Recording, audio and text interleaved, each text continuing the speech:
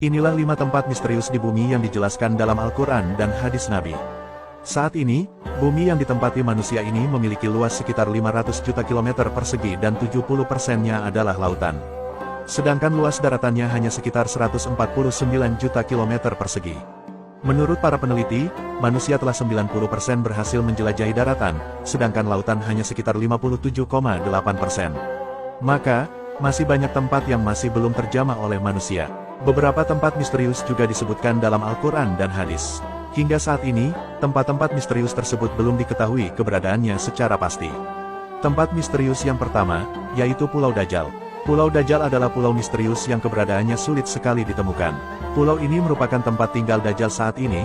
Jika Dajjal telah muncul, maka itulah salah satu tanda-tanda kiamat kubro sudah dekat. Perlu diketahui, Dajjal sendiri telah dipenjarakan oleh Allah di suatu pulau misterius dan dijaga oleh Al-Jassasah, yaitu seekor hewan yang bisa berbicara. Namun, dalam hadis Nabi tidak dijelaskan secara rinci di mana lokasi pulau tempat dikurungnya Dajjal tersebut. Hanya saja, Rasulullah tidak menunjukkan arah lokasi pulau ini. Kelak menjelang kiamat, Dajjal akan keluar dari perkampungan Yahudi Asbahan.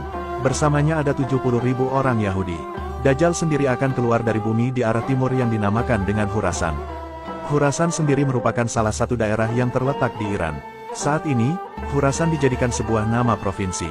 Namun, dahulu Khurasan merupakan suatu wilayah yang meliputi Iran, Afghanistan, Tajikistan, Turkmenistan, Kazakhstan dan Uzbekistan.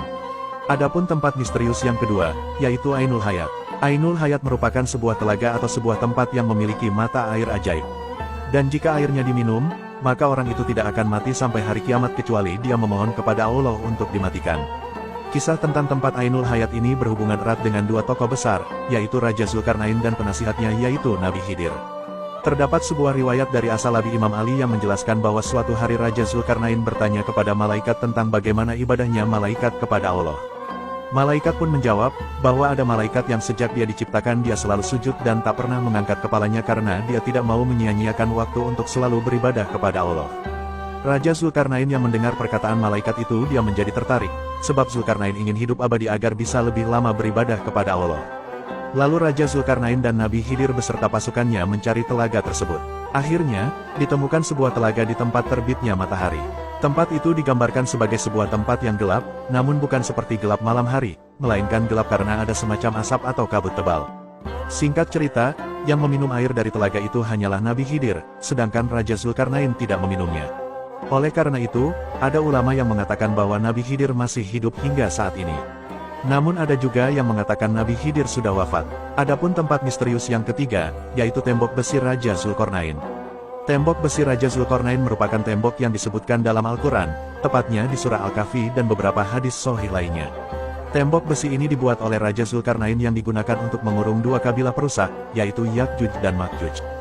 Saat dunia ada di ambang kiamat, tembok ini akan runtuh serta kaum yang ada di dalamnya akan melakukan pengerusakan di seluruh dunia. Dijelaskan pula, kaum yang dimaksud jumlahnya sangat banyak. Apabila ada satu manusia, maka jumlah Ya'juj dan Ma'juj adalah 999. Adapun tempat misterius yang keempat, yaitu Jabal Qaf. Jabal Qaf atau Gunung Qaf adalah tempat misterius selanjutnya adalah sebuah gunung, yaitu Gunung Qaf. Nabi pernah mengisahkan, sahabat beliau yang bernama Abdullah bin Salam tengah bertanya kepadanya, "Ya Rasulullah, dengan apa bumi ini bisa tenang?" Nabi Muhammad bersabda, "Dengan beberapa gunung." Kemudian Abdullah bin Salam kembali bertanya, "Lalu dengan apa gunung-gunung itu dikokohkan?" Nabi Muhammad bersabda, "Dengan gunung Qaf yang terbuat dari batu zamrud hijau dan birunya langit." Para ahli tafsir mengatakan, bahwa gunung Qaf merupakan induk dari semua gunung yang ada di dunia. Terdapat beberapa pendapat mengenai keberadaan gunung Qaf. Di antaranya, Raja Zulkarnain pernah naik ke gunung ini. Ada yang berpendapat, bahwa letaknya berada di antara Yordania dan Arab Saudi. Pendapat lain mengatakan letaknya ada di daerah Yaman. Namun, ada juga yang menyebut Gunung Qaf berada di suatu daerah sebelum Persia, dekat tembok Ya'juj dan Ma'juj. Disebutkan pula bahwa Gunung Qaf ini dihuni oleh Rijalul Ghaib atau wali Allah yang jumlahnya 70 orang karena ingin menjauhkan diri dari duniawi. Di sisi lain, ada pendapat yang mengatakan bahwa di dekat gunung ini ada sebuah pulau yang bernama Al-Hadar, tempat-tempat bertemunya arus sungai dan laut. Dan pulau tersebut dihuni oleh Nabi Khidir alaihissalam. Adapun tempat misterius yang kelima, yaitu istana Raja Nabi Sulaiman. Nabi Sulaiman merupakan orang terkaya pada masanya. Dalam Al-Quran Surah Sot ayat ke-35 disebutkan, bahwa Nabi Sulaiman memohon kepada Allah. Dia berkata, Ya Tuhanku, ampunilah aku dan anugerahkanlah kepadaku kerajaan yang tidak dimiliki oleh siapapun setelahku. Sungguh Engkaulah yang Maha Pemberi. Quran Surah As-Sod ayat 35. Dahulu, istana Nabi Sulaiman dibangun oleh bangsa manusia dan jin. Oleh karena itu, istana kerjaan Nabi Sulaiman sangat istimewa dan tidak bisa dibandingkan dengan bangunan modern saat ini. Istana Nabi Sulaiman disebut juga dengan Solomon Temple atau Kuil Sulaiman. Sesuai dengan literatur bangsa Yahudi, istana Nabi Sulaiman sudah runtuh dan hanya menyisakan tembok sebelah baratnya. Orang Yahudi menamakan bangunan tersebut sebagai Kuil Wailing Wall atau tembok ratapan. Selama pemerintahan Hizkia, dilakukan perluasan tembok tersebut sampai ke arah barat yang sekarang kita kenal dengan nama Kota Lama Yerusalem.